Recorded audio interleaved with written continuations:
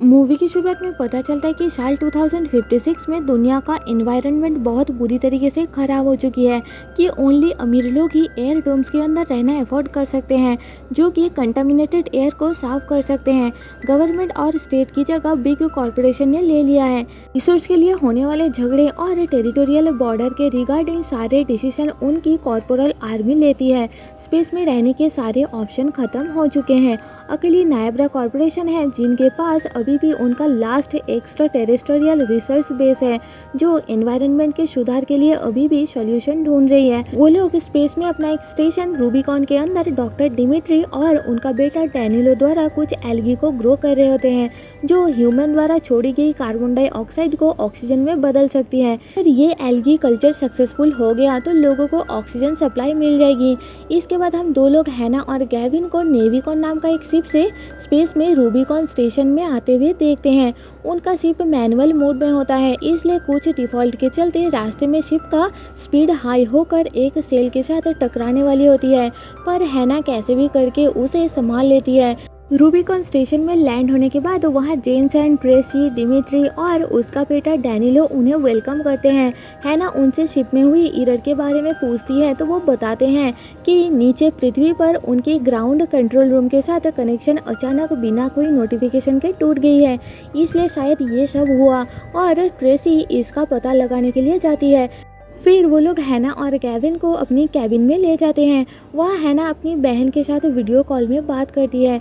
फिर वो सब मिलके पार्टी करते हैं और गेम खेलते हैं। इसके बाद जेनसन उन्हें बताता है कि अगले दिन उन्हें एक मिशन के लिए जाना होगा, पर इस बार उनका फ्लाइट रूट चेंज हो चुकी है क्योंकि नॉर्दर्न हेमिस्फीयर में एक स्ट्रेंज फॉग जमी हुई है जिसके बारे में अब तक किसी को कुछ भी नहीं पता। वहाँ जाने में उन्हें हाफ डे लग जाएगा, इसलिए वो अगले दिन शाम को मिशन में जाने का डिसाइड करते हैं। गैविन उस फॉग के बारे में नेट पे सर्च करता है पर उसे कुछ भी पता नहीं चलता। अगले दिन शाम को जेम्स एंड ट्रेसी और डैनिलो रेडी होकर मिशन के लिए निकलते हैं और इधर हैना अपनी टीम के साथ बात करती है। नायब्रा के लोग उसे जल्दी से अपना काम खत्म करके बाकी सबसे छुप के इकारस शिप से वापस आने के लिए कहते हैं। हैना उन्हें बताती है कि उसने अब तक एल्गी ब्रीदिंग साइकिल को इन्वेस्टिगेट नहीं किया क्योंकि ये पूरा स्टेशन एल्गी से भरा हुआ है, इसके लिए उसे टाइम लगेगा, पर नायब्रा उसे ऑर्डर देते हैं जल्दी से उसका काम खत्म करने के लिए। असल में हैना एक सोल्जर है और उसे वहाँ सीक्रेट मिशन के लिए भेजा गया है, ये देखने के लिए कि डॉक्टर डिमिट्री का एल्गी कल्चर सफल हुआ कि नहीं। अगर वो सफल हो जाए तो पूरा एल्गी लैब को चुरा के नीचे ले जाने का मिशन होता है उसका, और इसके बारे में बाकी किसी को कुछ भी पता नहीं होता। अब थोड़ी देर बाद जेनसन, जो कि अपनी टीम के साथ मिशन में गया होता है, वो उनसे कांटेक्ट करके बताता है कि वो लोग एक जगह फंसे हुए हैं, शिप को लैंड नहीं कर पा रहे हैं क्योंकि वो नीचे उनका कंट्रोल रूम के साथ कांटेक्ट नहीं कर पा रहे हैं। रूबिकॉन स्टेशन से हैना उनसे कांटेक्ट करने की कोशिश करती है पर किसी का कोई रिस्पांस नहीं मिलता, तो वो टेंशन में आ जाते हैं। जेनसन के पास अब बस 5 मिनट का टाइम बचा होता है शिप को लैंड करने के लिए ऑर्बिट तक पहुंचने का। ट्रेसी हैना को जल्दी कुछ करने के लिए कहती है तो वो सारे स्टेशन में इमरजेंसी सिग्नल भेजती है। हैना स्पेस सूट पहन के स्टेशन के बाहर जाती है ऑप्टिकल यूनिट में सिग्नल चेक करने के लिए। फिर डैनिलो बताता है कि अब उनके पास ज़्यादा टाइम नहीं है, वो लोग एटमॉस्फेयर के अंदर एंटर करने वाले हैं। हैना जल्दी सिग्नल टेस्ट करती है पर वहाँ सब ठीक होता है। उन्हें समझ आता है कि ज़रूर नीचे कोई प्रॉब्लम होगा। तभी जेनसन चिल्ला चिल्ला के बताता है कि उनका कैप्सूल हीट हो रहा है, ज़्यादा प्रेशर की वजह से उनका सील टूट के वो जलने वाले हैं। तभी कनेक्शन टूट जाती है और समझ आता है कि वो सब जल के मर चुके हैं। हैना स्टेशन के अंदर वापस आकर नॉर्दर्न ग्राउंड कंट्रोल रूम से कॉन्टैक्ट करने की कोशिश करती है, पर 2 दिन बीत जाती है, कोई कांटेक्ट नहीं हो पाता। डिमिट्री अपनी बेटे को खो के सैड होता है और खुद को अपनी चेम्बर में लॉक कर लेता है। रात को हैना उसके लिए खाना लाती है और बाहर आने के लिए रिक्वेस्ट करती है क्योंकि उसके बिना एल्गी कल्चर खराब हो रही है। उनका ऑक्सी टैंक ज़्यादा टाइम तक उसे होल्ड नहीं कर पाएगी, पर डिमिट्री गुस्सा होकर चिल्ला के उसे वहाँ से जाने के लिए कहता है तो वो अपनी चेम्बर में चली जाती है। इधर गैविन को अपनी सिस्टम में कुछ ऐसा डेटा दिखता है कि वो सुसाइड करने के लिए एक चेम्बर के अंदर गैस प्रेशर बढ़ा के उसके अंदर खुद को लॉक कर लेता है। हैना गैविन को कुछ दिखाने के लिए बुला रही होती है पर उसका कोई रिस्पांस नहीं मिलता, तो वो कैमरा से गैविन को सुसाइड करते हुए देख लेती है और भागती हुई डिमिट्री को बुलाती है। डिमिट्री बाहर से उस चेंबर का प्रेशर कम करके लॉक खोलता है और अंदर जाकर वो गैविन को बचा तो लेते हैं, पर वो बेहोश हो जाता है। उन्हें कुछ समझ नहीं आता कि गैविन अचानक सुसाइड क्यों करने गया। इसके बाद वो दोनों गैविन को अपनी चेंबर में छोड़ के अपना अपना काम करने के लिए चले जाते हैं। तभी अचानक हैना गैविन को होश में आकर दूसरी तरफ जाते हुए देखती है और उसके पीछे जाकर वो देखती है कि गैविन एक सिस्टम के सामने बैठा हुआ है। डिमिट्री आकर गैविन को उसकी हेल्थ के बारे में पूछता है तो वो उस पर गुस्सा हो जाता है और बताता है कि वो क्यों सुसाइड करने गया था। असल में बाहर जो फॉग पहले नॉर्दर्न एरिया में था वो अब पूरे पृथ्वी पर फैल चुकी है और वो इतना ज़्यादा टॉक्सिक है कि कोई बच नहीं पाएगा। अब तक सब मर चुके होंगे। डिमिट्री उसे शांत करता है और इंजेक्शन देकर सुलाता है। उनको अपनी फैमिली के लिए टेंशन होती है। हैना अपनी छोटी सिस्टर के बारे में सोच के दुखी होती है। डिमिट्री बताता है कि वो तीनों वहाँ सेफ है और जितना दिन चाहे वहाँ रह सकते हैं क्योंकि उसने अपने बेटे के साथ मिलकर उन एल्गी के थ्रू एक सिम्बायोसिस बनाया है। वो एल्गी गैस एक्सचेंज कर सकते हैं, मतलब कि ह्यूमन द्वारा निकाली गई कार्बन डाइऑक्साइड को ऑक्सीजन में बदल सकती है और इसी सिम्बायोसिस को लेने हैना को वहाँ भेजा गया होता है। डिमिट्री को पहले से ही हैना पे शक था, इसलिए वो अब तक उसे इस बारे में नहीं बताया था, पर अब बताने के अलावा और कोई रास्ता नहीं था। इसके बाद हैना एक पुराना ISS रेडियो सिस्टम को रेडी करती है नीचे कांटेक्ट करने के लिए, क्योंकि उनका लेजर सिग्नल उस टॉक्सिक फॉग को पार नहीं कर सकती जो कि वो पुराना ISS रेडियो कर सकती है। पर उसे रेडी करने के लिए उन्हें रेडियो एंटेना सिग्नल की ज़रूरत है, इसलिए हैना स्टेशन के बाहर उसे लेने जाती है और अंदर से डिमिट्री उसे गाइड करता है। वापस आकर हैना रेडियो सिग्नल कनेक्ट करके नीचे कांटेक्ट करने की कोशिश करती है, पर उन्हें किसी का कोई रिस्पांस नहीं मिलता तो वो दोनों होपलेस हो जाते हैं। तभी गैविन नींद से जाग के उन्हें दरवाज़ा खोलने के लिए कहता है तो वो दोनों उसके पास जाते हैं। गैविन बताता है कि परमाफ्रोस्ट गैस की कुछ चेन रिएक्शन के कारण ये फॉग प्रोड्यूस हुआ है। उस फॉग एरोसल की केमिकल स्ट्रक्चर बहुत ज़्यादा टॉक्सिक है। ये गैस कोई पावर प्लांट या फिर दूसरा किसी कॉरपोरेशन वार की केमिकल वेपन से प्रोड्यूस हुई है। इसके बारे में वो सालों से लोगों को वार्न कर रहे थे, पर किसी ने केयर नहीं किया और आज जिसका डर था वही हुआ। फॉग पूरे एयर में फैल चुकी है। इंसान बस एयर डोम या फिर किसी बंकर के अंदर ही जिंदा रह सकते हैं, पर उसके लिए भी उन्हें ऑक्सीजन सप्लाई की ज़रूरत होगी। एक बार ऑक्सीजन सप्लाई ख़त्म हो गया तो उसके अंदर भी लोग मारे जाएंगे। अब उन तीनों के पास उस स्टेशन के अंदर रुकने के अलावा और कोई रास्ता नहीं होता, पर गैविन ऐसे बंदी हालत में हमेशा के लिए रहना नहीं चाहता, इसलिए वो सुसाइड करने गया था। डिमिट्री उसे समझाता है कि उसे कैसे भी करके ज़िंदा रहना पड़ेगा, क्योंकि उनके एल्गी सिस्टम को गैस एक्सचेंज करने के लिए मिनिमम 3 लोगों की ज़रूरत है और अब वहाँ बस वही तीनों जिंदा है। इसलिए गैविन की कार्बन डाइऑक्साइड की ज़रूरत है सिस्टम को, वरना वो लोग भी मारे जाएंगे। इसके बाद रात को हैना और गैविन एक दूसरे के बारे में बातें करते हैं और दोनों इंटीमेट होते हैं।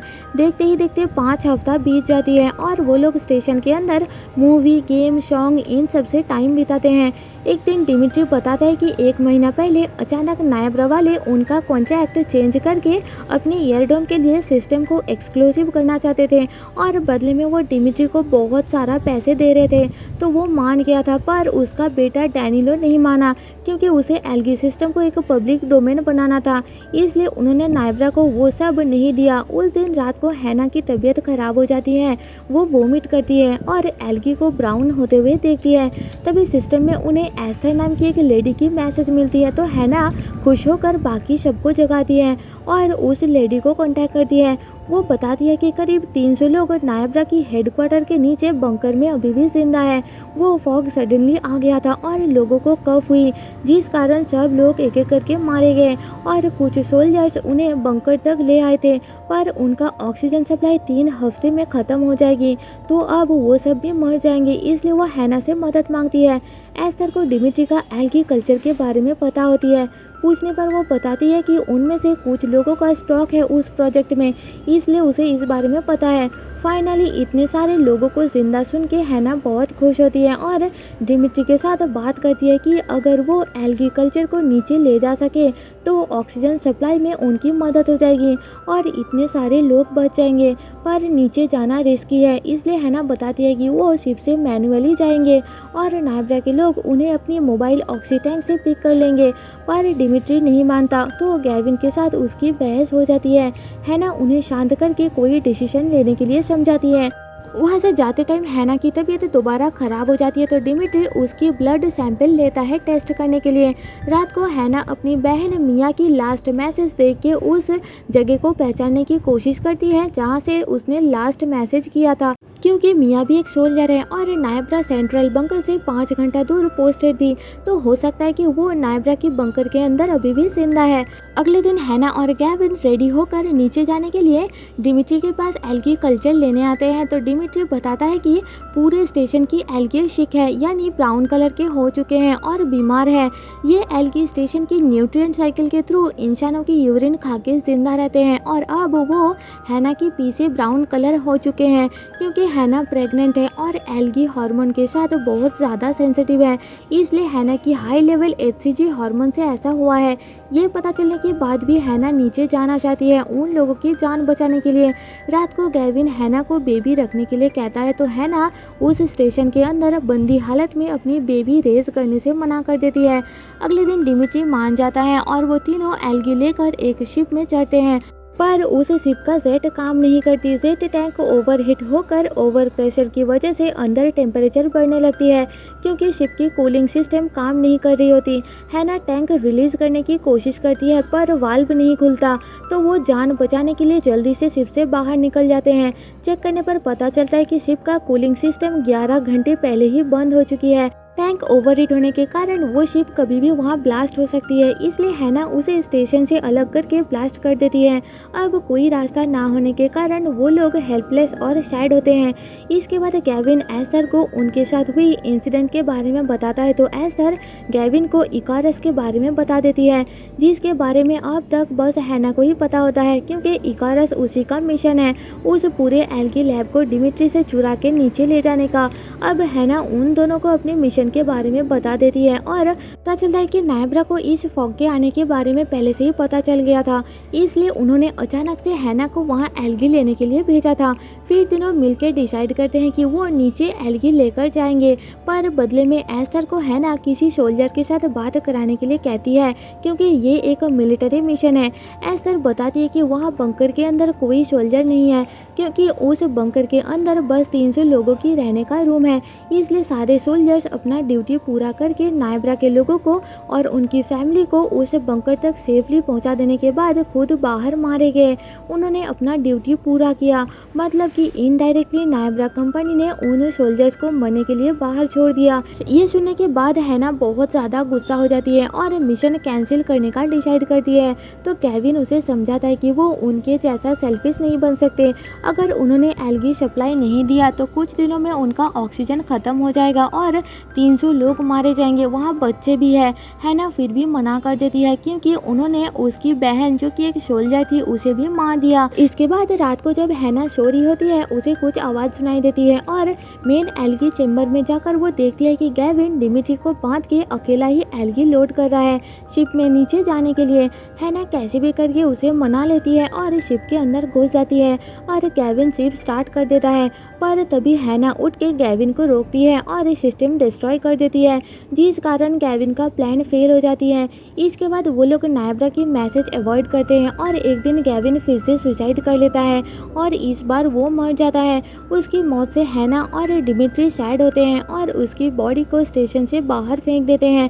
यह डिमिट्री बताता है कि उसने गैविन को जिंदा रखने के लिए एल्गी की गैस एक्सचेंज प्रोसेस के लिए मिनिमम 3 लोगों की ज़रूरत होने वाली बात बताया था, पर कोई फ़ायदा नहीं हुआ। इसके बाद कुछ साल बाद का सीन दिखाया जाता है, जहां हम हैना की बेटी को उस स्टेशन के अंदर बड़ा होते हुए देखते हैं। वो हैप्पीली डिमिट्री और हैना के साथ वहां रहती है। फिर जब एक दिन हैना और डिमिट्री सो जाते हैं, हैना की बेटी उठ के सिस्टम में किसी का मैसेज सुनती है और पता चलता है कि वो साउदर्न कैंपेन से बोल रहे हैं और वो लोग सर्वाइवल को ढूंढ रहे हैं। फिर नीचे अर्थ का सीन दिखाया जाता है, जिसे देख के समझ आता है कि शायद अब अर्थ की कंडीशन धीरे धीरे ठीक हो रही है और इसी के साथ मूवी ख़त्म हो जाती है। तो दोस्तों, जाने से पहले आपसे एक रिक्वेस्ट है कि एक्सप्लेनेशन पसंद आए तो प्लीज़ मुझे सपोर्ट करने के लिए चैनल को सब्सक्राइब और वीडियो को लाइक कर देना, जिससे मेरे चैनल को ग्रो करने में बहुत ज़्यादा मदद हो जाएगी। मिलता है आपसे मेरे नेक्स्ट वीडियो में, तब तक के लिए stay safe and tata bye bye.